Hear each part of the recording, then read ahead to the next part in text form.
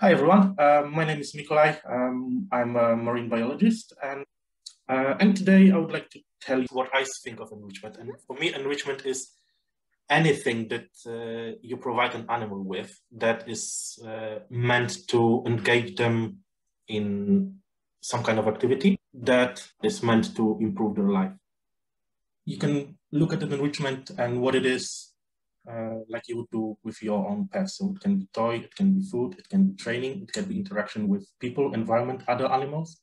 So it engages the animal both physically and mentally. And by training and by providing other types of enrichment, we also decrease chances of animals, quote unquote, getting bored.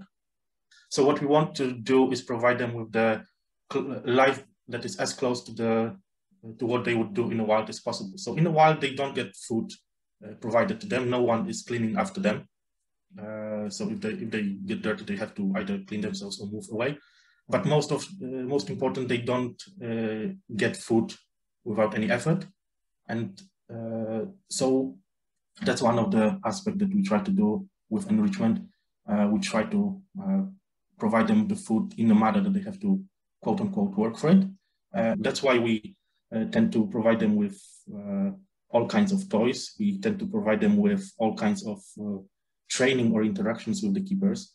That's why we tend to change their environment, their habitat, actually quite often. So we put new stuff in it. We change the location of the things in the habitat. We can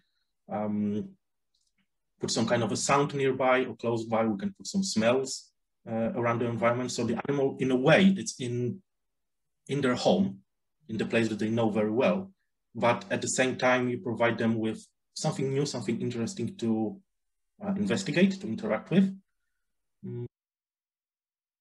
When you think of enrichment, when you think of introducing any kind of enrichment, you have to take into consideration a few factors. First of all, what kind of animal you're dealing with.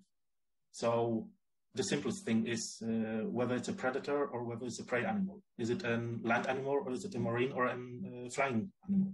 So then the enrichment would be different for each of them. Then you might go into more details. So how they interact with the environment, especially how they get their food.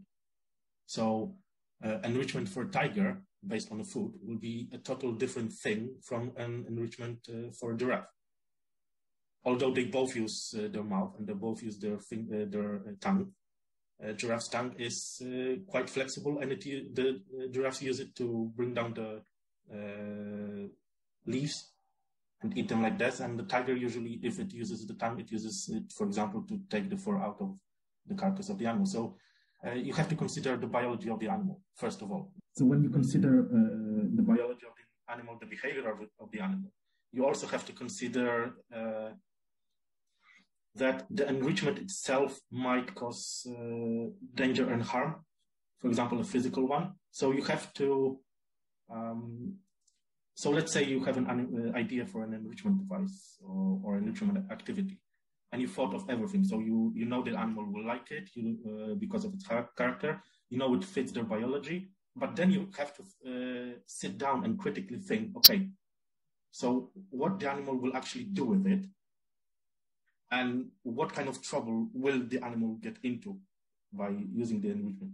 So it's not very simple and easy. You have to consider all of the things, and then when you have it all done, just sit down alone or with your colleagues, and just trying to find any possible way that the animal can hurt itself with this device or activity, and then obviously try to amend the idea accordingly. Long ropes, that's one thing. Choking is another.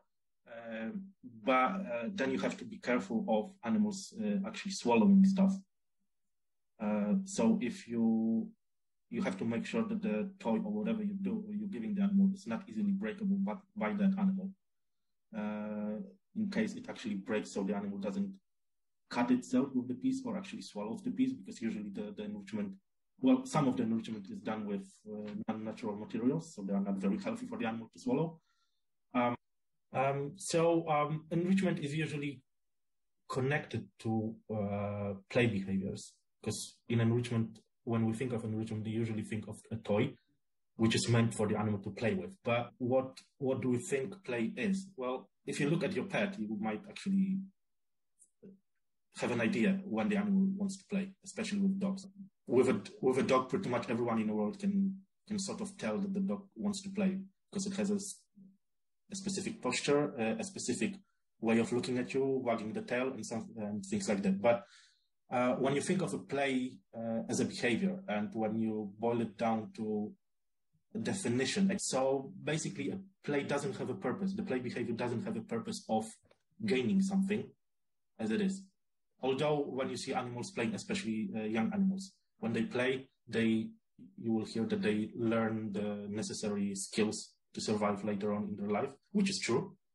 But even with kids, human kids, I can guarantee you that when they are playing, they are not thinking about, oh, when I will be 30, I will need this skill, so I might play now to gain that skill to play. So when you see an animal in a zoo interacting with a toy, you might think, oh, it's playing, but then is it? If the toy contains food, the animal is actually trying to get to the food. So in this aspect, this wouldn't be play, this would be just foraging or trying to get food. But then sometimes you will see animals continuing to interacting with said toy after all of the food is gone.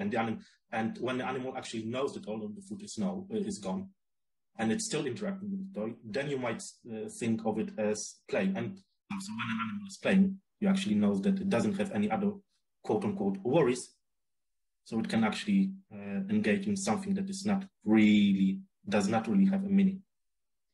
Play behavior from an animal of any kind, then you may assume that at least in that moment, the animal feels safe, secure, healthy, and good with life.